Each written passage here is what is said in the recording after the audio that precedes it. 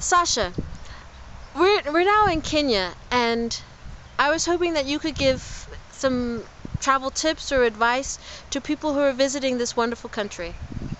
Uh, Fair enough, Tanya, that's not a problem. I think first thing is to know that it is a wonderful country. Has a very big history of tourism. It has a big history of lots of foreigners being in Kenya. We have a very big UN site at the moment in Kenya, and there's still a lot of foreigners actually from back in the colonial day, and a lot of other visitors in terms of investment. So from that point of view, Kenya is really a country that has a lot of experience dealing with foreign people, and that I think is a really positive thing. There are some negatives in the country, certainly from a security point of view. A lot of it comes from probably a disparity in economic well-being of the people. You have very rich driving your latest vehicles. You have very poor having to walk 3 hours from home to work every day. So I suppose when you look at a balance on that, it is really pretty much like any other country in the world. It has its goods and its bads. If you are visiting, I think where you're going makes a very big difference. If you're going to come into the urban areas, you find a very specific kind of security situation. Here you'll find more crime, I suppose typical reminiscent of any large metropolitan city. Certainly in the big cities, Nairobi, Mombasa, Kisumu, Eldoret, you're going to find your pretty typical street crime and other related crimes. In your urban areas, much less.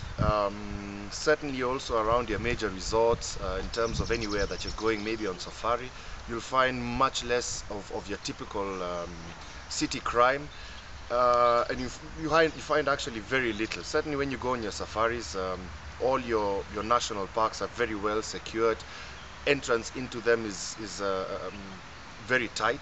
You can't go in with any arms of any sort.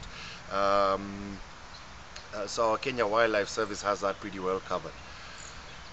In terms of borders, we are fortunate or unfortunate to border Somalia, and because of that, because of the relative porosity of the borders, we've had a lot of incidences up there, especially in relation to Al-Shabaab.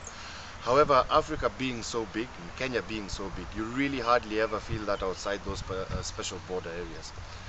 In terms of the typical crimes you might actually be facing, very popular, your typical street crimes, I guess, snatching, mugging, especially in the evenings. Kenyans are very brave when it comes to that, certainly the criminals. On the rise, you find that kidnapping has actually been going up as well. It seems the Kenyan criminal has really been following very much the security trends or the criminal trends that are actually going on. Unfortunately, I'm not sure I can say the same about the security forces. They're probably a bit less in tune with what's going on. Again, that comes down to the resources that they're given. Are normal, regular business travelers or tourists coming to Kenya vulnerable to kidnappings? I think a lot of them will be. Again, really depending on their itineraries and what kind of locations they want to visit. You have a lot of donors coming in from abroad who actually want to go and see the more impoverished parts of, especially Nairobi, but other parts of the country as well. And in such circumstances, yeah, when you have a group of asset bearing, if you can look at it from that point of view, individuals or groups coming in into an area that's really badly impoverished, yeah, news travels fast, and you could find a situation. In general, no.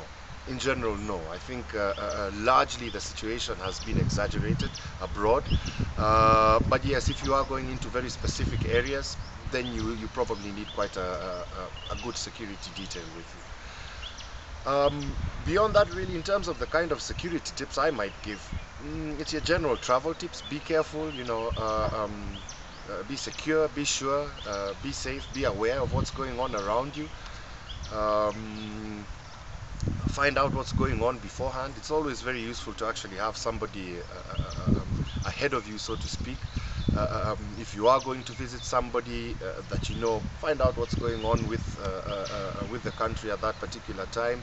If you are going to a hotel or to a resort, you can Google it up as well. So I wouldn't give anything specific. Really, it's your typical country with your typical criminal issues.